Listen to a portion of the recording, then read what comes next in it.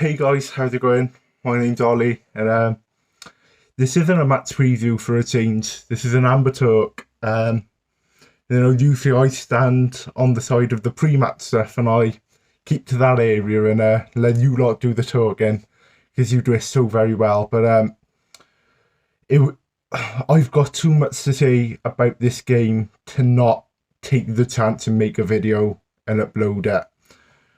First off, I want to head everything I've got to say about this match by wishing Scott Bennett a massive get well soon. Horrific injury. It could be a leg break, could be leg damage. He needed to be stretched off and he needed a leg brace. A horrible injury. I wouldn't wish an injury of that kind of severity on any player. So Scott, get well soon and get back stronger. Craig Hicks, the referee.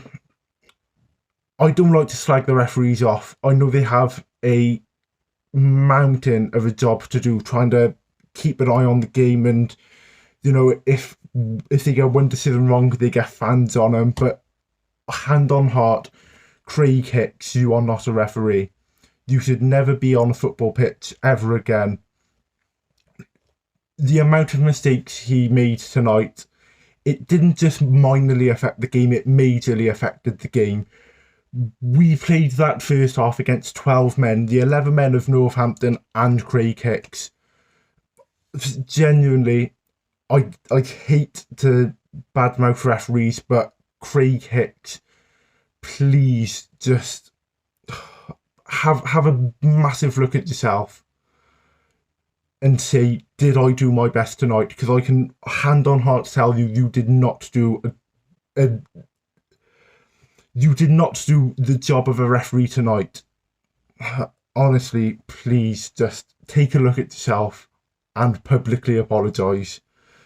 Northampton, fans were class. 191 of you, I believe, came down.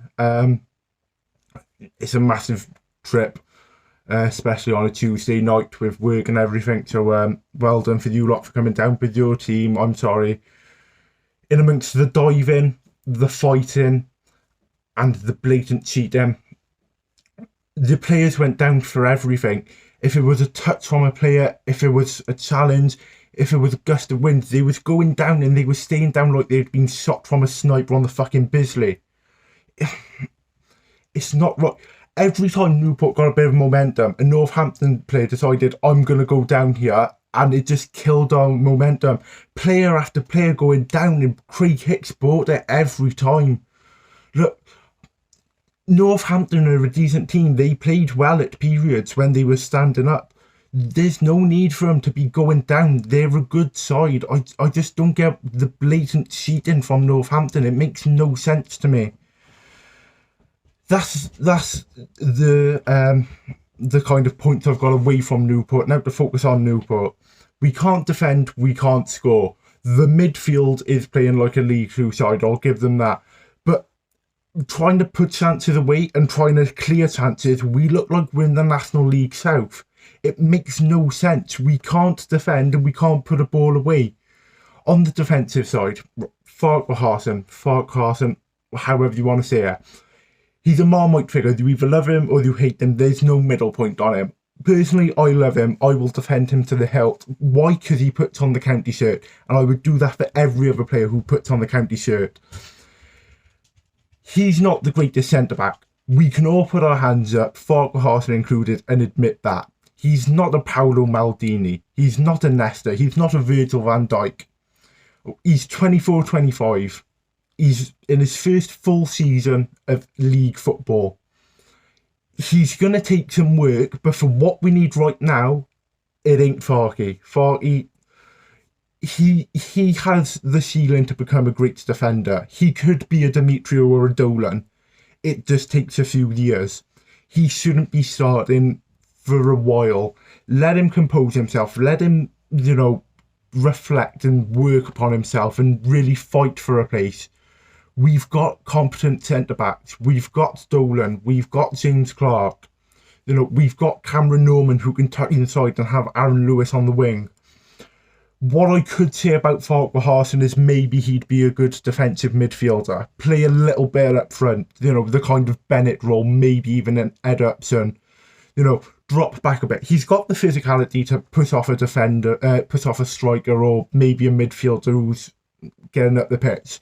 He's got the passing mentality to him. He can pick out a pass, but he can't actually make it. He's got the vision, but he's not got the passing ability. Maybe playing him at defensive midfield works. Maybe it doesn't. The least we can do is experiment with it, and if it backfires, it backfires.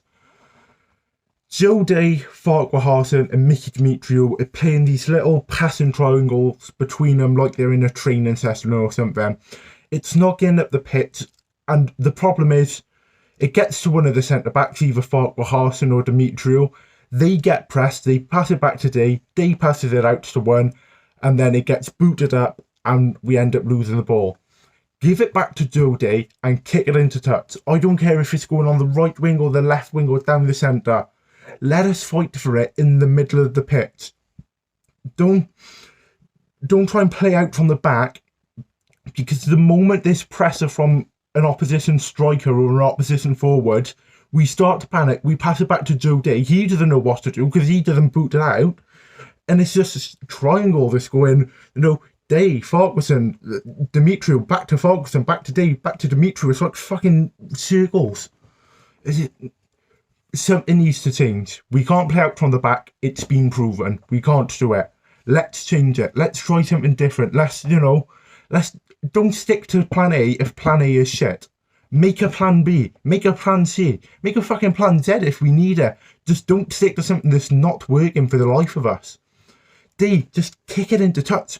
We've got very physically gifted midfielders who can fight for a ball. Let them fight for the ball. Just move it away from the danger zone. I am going to try and finish this on a bit of a lighter, bit of a more positive note. Ollie Cooper and Finn Azaz.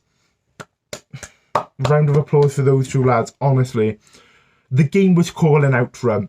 The fact that Flynn waited so long to make a substitution baffles me. He needed to get him on, he needed to change the momentum of the game, and maybe we take a point tonight. Maybe we even take all three, because Ollie Cooper was amazing. Picking out those little through balls, having the occasional shot. Finn Azaz, the hold-up play, letting, you know, the players move from the wing, come round him and go into the box. We've got options. These two need to be starting. Why is Lewis Collins starting? He's not played since, what, the opening day? Oh, I mean, if you want to introduce Lewis Collins into the side, bring him on for the last 20 or so minutes, like we're doing with Livermore. Again, he played fantastically tonight. Livermore, happily first name on the squad list for Walsall on Saturday, along with Finn Azaz and Ollie Cooper. You build the team around those three. Honestly, we have got two unreal talents here. They might be on loan, but they're unreal. Build the squad around these three players and everything else just falls into place.